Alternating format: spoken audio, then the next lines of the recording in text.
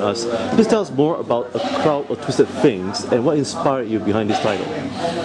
Well, I'm here today to talk about that, so it's very nice of you to ask me. Thank you.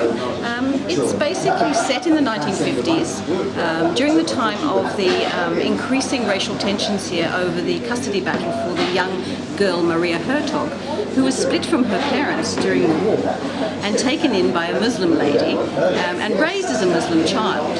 And after the war, when the family came back and reunited, they set out to look for Maria, and she was eventually discovered. And of course, then a custody battle took place between the Muslim Malay community and these Christian Dutch families over this girl. Now, this is the background to this book.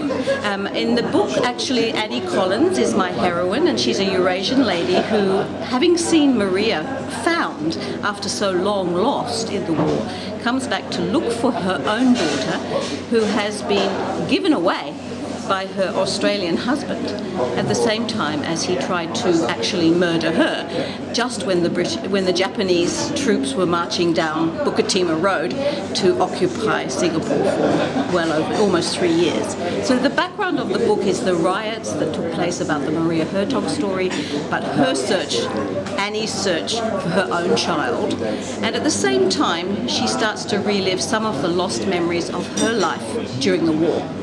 That's basically what the story is about. Now, what will be the one thing that you've learned from this experience in your project after you finished writing this wonderful story? I think one of the most important things I wanted to do for this story, two things actually. The first was to tell the story of women in war, because through the eyes of not just British women in Changi, but also the Muslim Malay women who suffered during the war, also the Chinese women who were taken in by the Japanese and forced to work in the brothels. And so I wanted to tell every woman's story in this book. That was very important to me. The other one was when if Annie finds her child, what would be the result of her finding this child? Do our children belong to us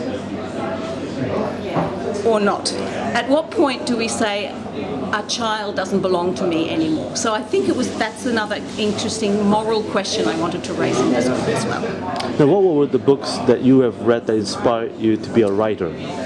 To be a writer, I read a lot when I got here of Conrad. I read a lot in Southeast Asia of Joseph Conrad. I like kind of like the old authors, Somerset Maugham and this guy. They're quite colonial, but they still have a good story to tell, I think, from the region, the way of telling the story.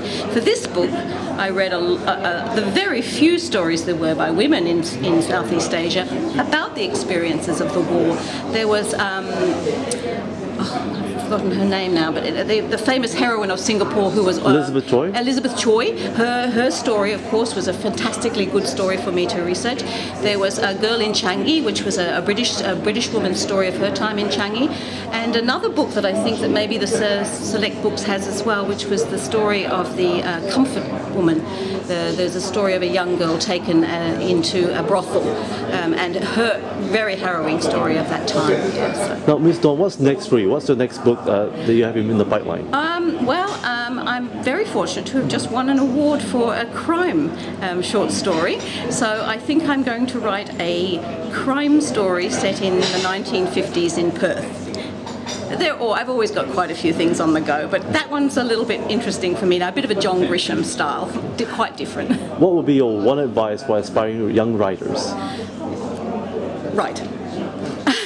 That sounds trite, but if you don't write, you can't learn to write. And it doesn't matter how old you are, if you start writing now and you keep improving and you read a lot too. Reading and writing are the best schools for writers. Now, where can our viewers find out more information about your writings? Well, my publisher is Monsoon Books, so anyone on the Monsoon website, but I also have a website which is dawnfarnham.com. So please go there. I have a Facebook site for the Straits Quartet. Anybody is welcome to leave me messages or any questions they want. I'm very happy to answer. Well, once again, thank you for joining us, Ms. Dawn Farnham, and for all your insights. Thank you so much. And once again, please do get her book, A Crowd of Twisted Things, now available on Amazon.com and all leading bookstores around the world. Thank you very much.